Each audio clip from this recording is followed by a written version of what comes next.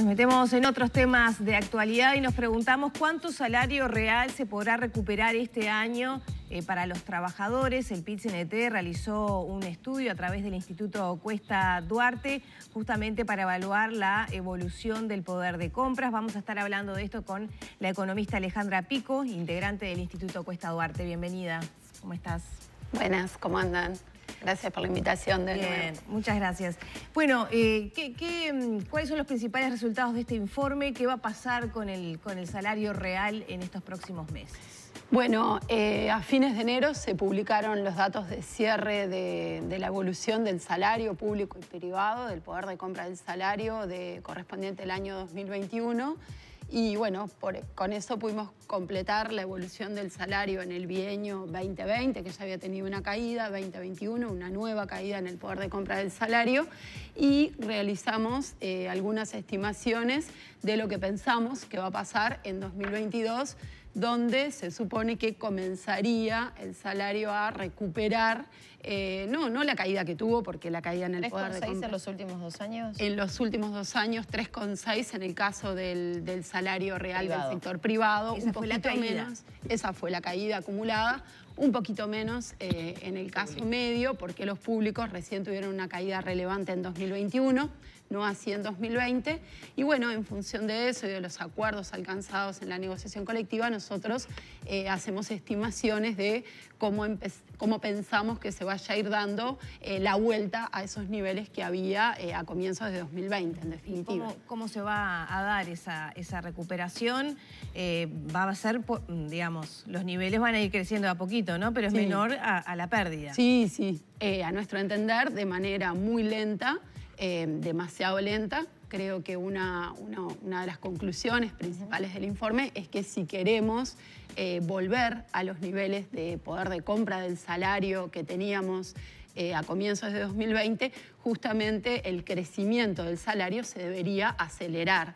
Tuvimos, como ustedes decían, una caída en promedio de un poquito más del 3%, en el caso de los trabajadores privados 3,6%, y nosotros esperamos que este año, en la medida también que otras variables como la inflación, de las que depende el poder de compra, no se aceleren respecto a las expectativas que tenemos los analistas privados, se estaría recuperando únicamente un 0,6%. ¿Sí? En caso de que la inflación sea más alta, quizás esa recuperación sea más baja. Eso es con una proyección del 7% de inflación de acá a fin de año. Sí, esto es con una proyección de 7% para este año, que también es bastante difícil de proyectar, ¿sí? Y Alejandra, ¿cuáles son los pronósticos para, 2022 0,6 aproximadamente para los privados, dijimos? 0,6 en promedio. En promedio para los 0,9 en el caso de los privados. Con respecto a los públicos, estamos pensando un escenario de estabilización, sin caída y sin recuperación. Y en el promedio haríamos un 0,6%. ¿Cuándo se podría decir, bueno, hay una recuperación total del salario? Sí. Me imagino que viene también encadenado a lo que fue la pandemia, ¿no? 2020, un año sumamente crítico, cierre de muchas actividades. ¿La lectura va por ahí? Ya hago como 2 preguntas en una. Bueno, en realidad lo que vimos que pasó en 2020 es que el poder de compra del salario empezó a caer ya en el segundo trimestre del año, a partir de marzo, abril, porque hubo una aceleración de la inflación, ¿sí? Bastante alta, ahí se ubicó en 9%, un poco más. Bueno, eso hizo que se deteriorara el poder de compra del salario y luego la política salarial que se implementó en esa ronda puente de 2020 tuvo mucho que ver en lo que pasó con el salario privado, porque ante una inflación de más del 7% se otorgaron ajustes únicamente de 3%. Eso implicó una caída en el poder de compra de los salarios. Esa caída ya no se recupera, ¿sí? Es como que a uno le rebajaran el poder de compra durante un largo periodo. Esa rebaja que tuvimos en el tiempo no la recuperamos.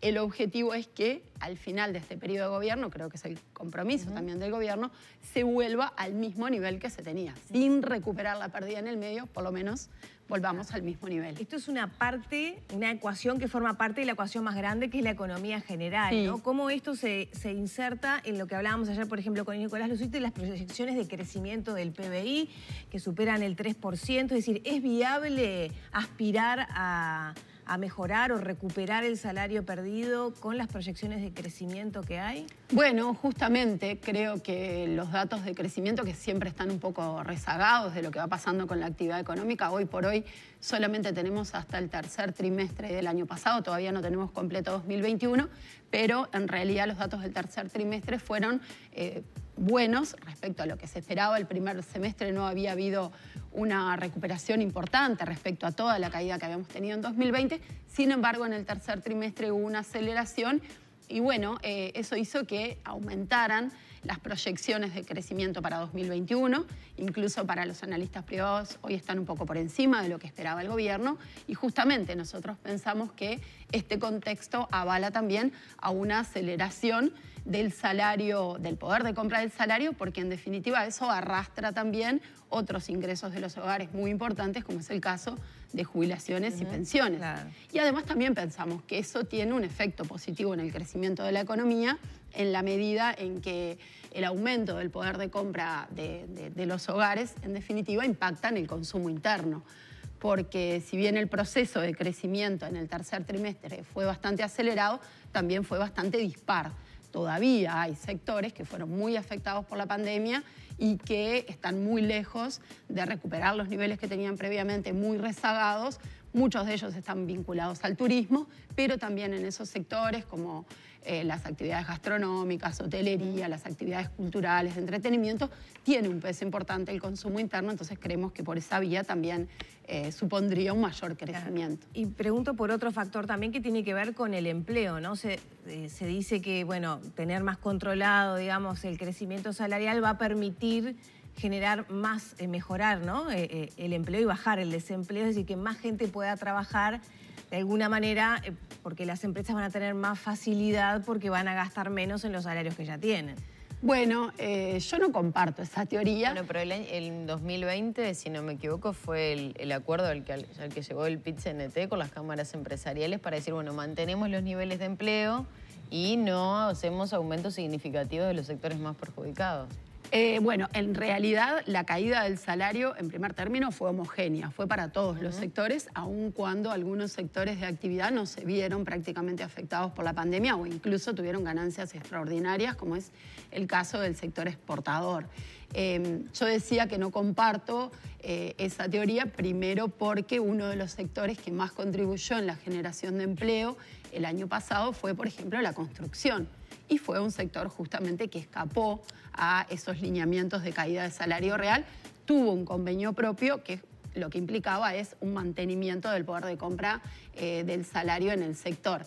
Y además porque, como decía, me parece que hay que pensar en el salario no solamente como un costo de producción, me parece que hay algunos sectores que sí están con problemas, que todavía no se han recuperado de lo que ha sucedido en la pandemia. Me parece que en esos sectores el Estado tiene una serie de herramientas para impulsarlos y no debería ser la política salarial la que actúe para que se dinamicen esos sectores, porque, como decía antes, la política salarial impacta en otros ingresos de los hogares, jubilaciones, pensiones, y eso en definitiva conduce a mayor consumo, mayor crecimiento y en particular de algunos sectores relevantes en materia de empleo, ¿sí? Pequeñas, medianas empresas, comercio interno. Han detectado, sobre todo, ayer lo decía Nicolás Lucich, también en lo que tiene que ver con el empleo, menos personas buscando trabajo, han hecho un relevamiento de esa situación, han encontrado las causas del por qué.